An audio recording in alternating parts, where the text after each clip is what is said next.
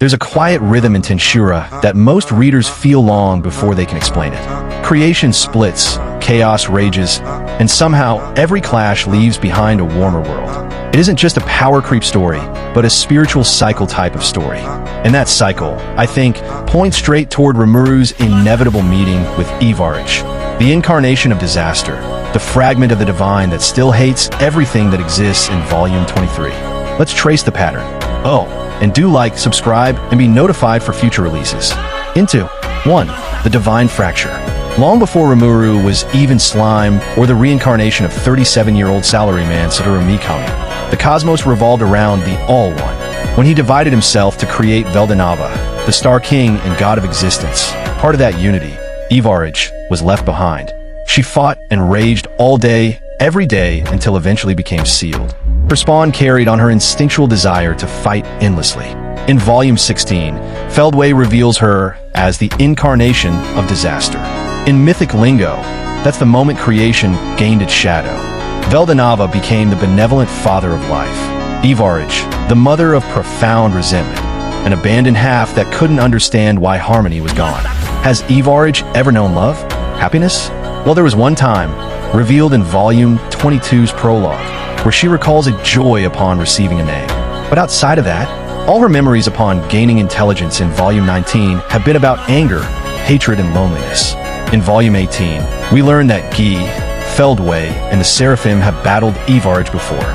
Even before that, Feldway begged Veldonava to eliminate the world-destroying dragon.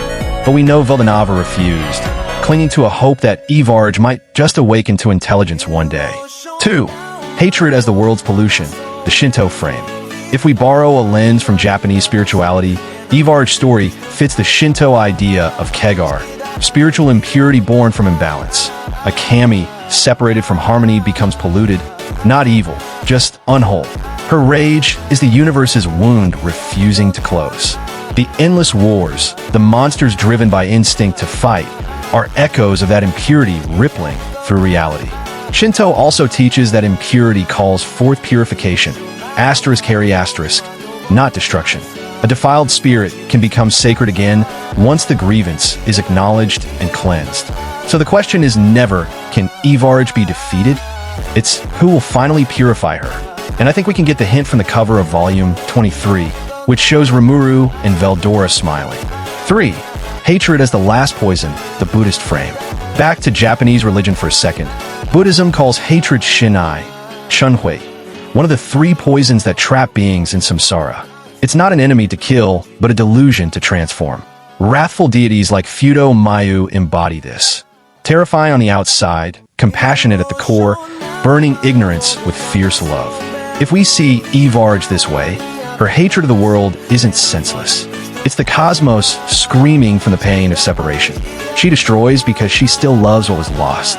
That's being the all-one for her. This makes her the perfect mirror for Rimuru, whose entire existence is built on absorbing, understanding, and remaking what had been ravaged, such as the ostracized monsters who called the Great Forest abjure their home. 4. Veldonava's hidden law. Now let's talk about that famous law, survival of the fittest. Most fans read it as a cruel natural order. I mean, heck, even Rimuru had a negative reaction on impulse when Veldora told him in the sealed cave that that's all that matters in this world. But what if this edict is the opposite of might makes right's brutal implications? What if it's Veldonava's solution? A karmic system designed to force growth in the absence of divine supervision. Conflict isn't there to glorify violence. It's the friction through which compassion and understanding evolve. Veldonava, unable to foresee the future after relinquishing omniscience, left behind a mechanism instead of a prophecy. He didn't know how his lost other half would be saved, only that endless struggle would eventually produce a being strong and kind enough to do it. It was Veldonava's faith that a being like Rimuru would arise and reconnect to Ivarage, completing her once more. 5. Rimuru, the integrator. Rimuru's power progression isn't random. Every skill upgrade, Predator, Gluttony, Beelzebub, Azathoth, represents refinement of a single principle: absorb, understand, create. He eats chaos and turns it into order. He meets hatred and answers it with inclusion. In Buddhist terms, he's walking the Bodhisattva path, liberating others by transforming their suffering within himself. So when he eventually faces Ivarage, he won't just fight her. He'll contain her, feel her, and redeem her. That's the final test Veldonava's law was designed to produce. That is the theme of Fuse's Ivarage arc. Has the world produced a successor to Veldonava? And Ivarage is the one who will acknowledge that being, who will be Rimuru through her defeat in Volume 23. 6. The Damargania Clash, a mythic turning point. Initially, I had predicted that Rimuru would seal Ivarage away in the end of space and time, since he'd asked Seal to put the worn-out Ivarage in an advanced calculation prison. But I think it's a little much now that I reconsider. Ivarage is only misguided, and it kind of makes sense. She only just acquired intelligence.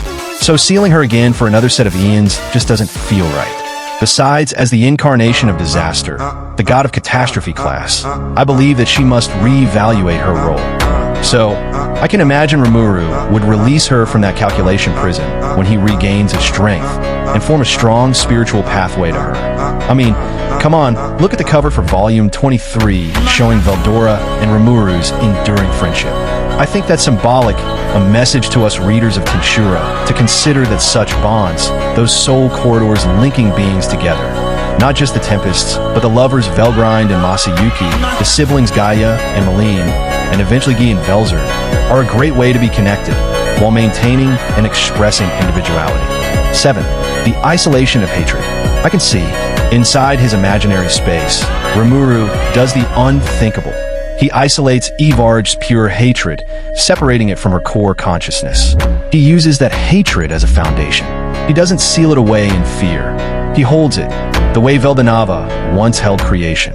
If personality in Tensura is created through infants, then it's likely that hatred can be regarded as an emotion with a certain wavelength in infants' terms. Remembering that, Beelzebub devours and Azathoth contains. Through imaginary space, Rimuru manages the hatred Ivarage have been bonding herself to for eons, separating the world-destroying dragon from her eternal hatred and damnation of the creation Rimuru's redesigning into a peaceful and happy world. 8.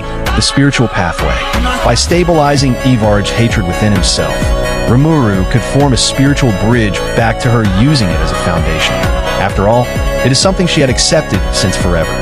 Through that link, she experiences what she always wanted but could never name: connection. Every smile in Tempest, every soul he's saved, every bit of warmth in the world flows across that bond. For the first time since the split from the All-One, she feels the harmony of creation. That's how she's purified, not through defeat, but through empathy carried to its ultimate divine extreme. 9. The rebirth of the world. When Ivarage awakens purified, the universe itself shifts.